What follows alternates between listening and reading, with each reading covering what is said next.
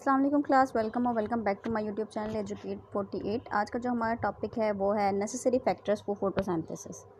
हम respiration and photosynthesis in plant पढ़ रहे हैं, थर्ड चैप्टर। अब कह रहे हैं कि नेसेसरी फैक्टर्स क्या हैं, ज़रूरी चीज़ें क्या हैं जो फोटोसिंथेसिस में काम आती हैं। Light, water, carbon dioxide, temperature and chlorophyll are necessary factors to carry out photosynthesis. Light, सूरज की रोशनी, पानी, कार्बन डाइऑक्साइड गैस, टेम्परेचर कि कितना गर्म है कितना ठंडा है, और क्लोरोफिल जो हमारे पत्तों में पौधों के मौजूद होता है, ये नेसेसरी, ये ज़रूरी चीज़ें हैं फोटोसिंथेसिस करवाने के लिए। लाइट क्या है? Chlorophyll specially in leaves trap sunlight to make glucose. Chlorophyll जो पत्तों में मौजूद होता है वो सनलाइट को कैच करता है ताकि वो ग्लूकोज बना सके उसकी मदद से। केमिकल रिएक्शंस आगे पढ़ेंगे या पीछे पे हम पढ़ के आए, उससे पता चल जाता है कैसे बनाता है। As light intensity brightness increases, the rate of photosynthesis increases। जितनी शिद्दत रोशनी की ज़्यादा होती जाएगी या जितनी गर्मी होगी या जितना, जैसे कि सुबह के 9 बजे इतनी गर्मी नहीं होती जैसे 2 बजे होती है, तो जैसे जैसे लाइट की शिद्दत इंक्रीज़ होती जाएगी फोटोसिंथेसिस जो है उसकी इंटेंसिटी उतनी ही बढ़ती जाएगी। क्लोरोफिल क्या करता है? Chlorophyll is a green pigment present in the chloroplast of a plant. हमने पढ़ा था, लीफ स्ट्रक्चर में भी देखा था, क्लोरोप्लास्ट मौजूद होता है उसमें, और जो है ये हमने सेल्स में पहले टॉपिक में भी देखा हुआ, ठीक है। तो क्लोरोफिल कह रहे हैं कि ग्रीन पिगमेंट है जो कि प्लांट में होता है, जिसमें क्लोरोप्लास्ट होता है। It gives green colour to leave, हरा रंग देता है पत्तों को। Photosynthesis is possible because chlorophyll traps light. Photosynthesis हो इसलिए सकती है पौधों में क्योंकि उनमें क्लोरोफिल होता है जो कि लाइट को कैच करता है, पकड़ता है। Temperature, photosynthesis is chemical reaction and most of the chemical reaction are temperature dependent। कह रहे हैं कि ये केमिकल रिएक्शन है, ठीक है। गैसेस वगैरह मिलती हैं, पानी वगैरह मिलता है तो कुछ और बनता है, रिएक्टेंट और प्रोडक्ट हैं इसमें। तो कह रहे हैं कि जितने भी केमिकल रिएक्शंस होते हैं वो सारे टेम्परेचर डिपेंडेंट होते हैं। उनमें देखना पड़ता है टेम्परेचर कम है, ज़्यादा है, क्या नहीं है। टेम्परेचर मतलब हीट वगैरह। Photosynthesis become slow eight above 45 degree Celsius and at a very cold temperature. ये कम हो जाती है जब ठंड पड़े या फिर बहुत ठंडा मौसम हो, तो फोटोसिंथेसिस थोड़ी कम हो जाती है, पौधे करना कम कर देते हैं क्योंकि लाइट नहीं कैच कर पा रहे वो होते वो इतनी। वाटर क्या है? Water is a necessary factor required to carry out photosynthesis. Plants absorb water from soil. पानी एक ज़रूरी चीज़ है जो कि कराने में काम आता है फोटोसिंथेसिस, और जो है ये ज़मीन में से हासिल करते हैं पौधे। Carbon dioxide is a gas, CO2 is an other necessary factor for photosynthesis. Plant absorb it from air। पौधे जो है इसे हवा में से लेते हैं कार्बन डाइऑक्साइड को, क्योंकि हमारी हवा में मौजूद होती है, ठीक है। हमने केमिकल रिएक्शन भी देखा था, कार्बन डाइऑक्साइड के साथ पानी के मॉलिक्यूल्स मिल रहे थे तो ग्लूकोज और ऑक्सीजन बना रहे थे। ये आगे पढ़ते हैं हम। Respiration in plants process and it's important. कैसे होती है रिस्पायरेशन? फोटोसिंथेसिस तो हमने पढ़ा, अब रिस्पायरेशन क्या है, वो कैसे करते हैं पौधे। Photosynthesis and respiration are the main pathways by which cell traps, store and release energy।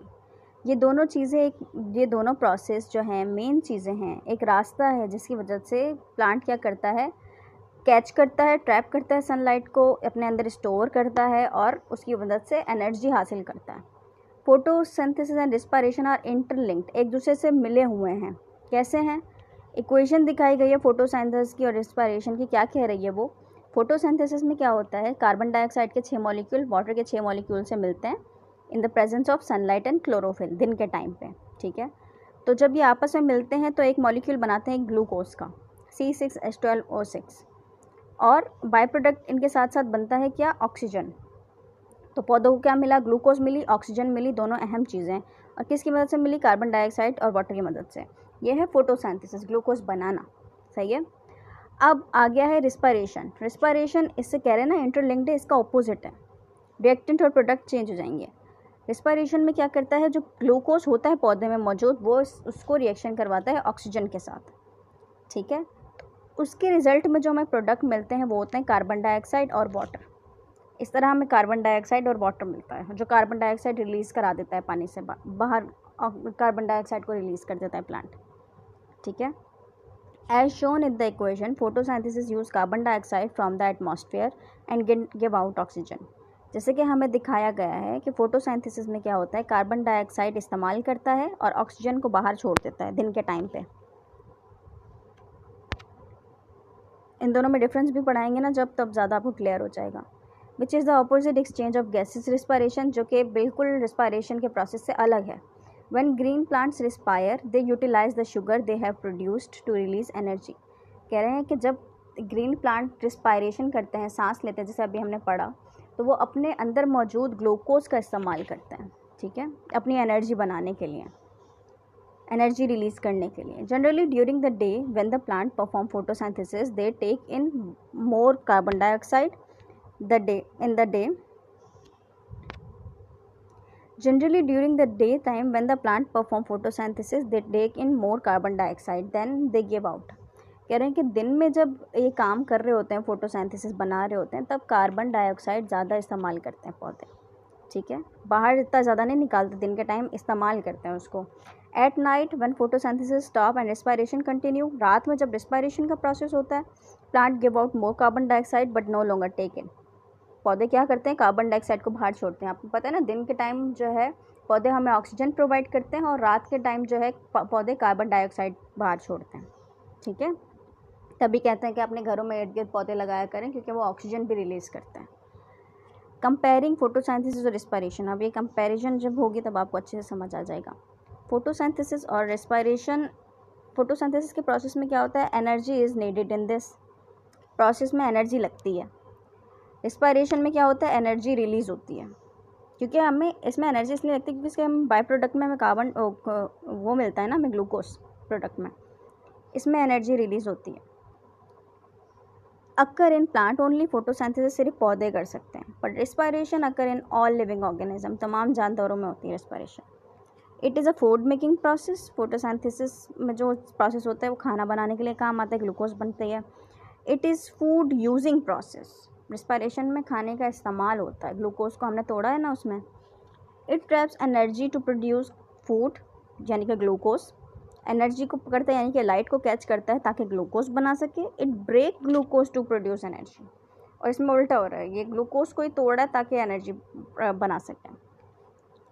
Carbon dioxide is used, photosynthesis में कार्बन डाइऑक्साइड यूज़ होती है, कार्बन और पानी के मॉलिक्यूल मिलकर ग्लूकोज बनाते हैं। रिस्पायरेशन में carbon dioxide is produced, glucose और ऑक्सीजन को मिला के कार्बन डाइऑक्साइड बनाई जाती है, ठीक है। ये चैप्टर ईजी था, बहुत ईजी था। अब इस चैप्टर की है समरी भी आज कर लेते हैं, वैसे तो मैं एक्सरसाइज के साथ करवाती हूँ, पर हो जाएगी आज के दिन में, एक्सरसाइज अलग से करवाऊँगी। समरी में हमने क्या पढ़ा, फोटोसिंथेसिस में हमने दो तरह के केमिकल रिएक्शंस पढ़े। केमिकल रिएक्शन एक फोटोसिंथेसिस के लिए, दूसरा रिस्पायरेशन के लिए।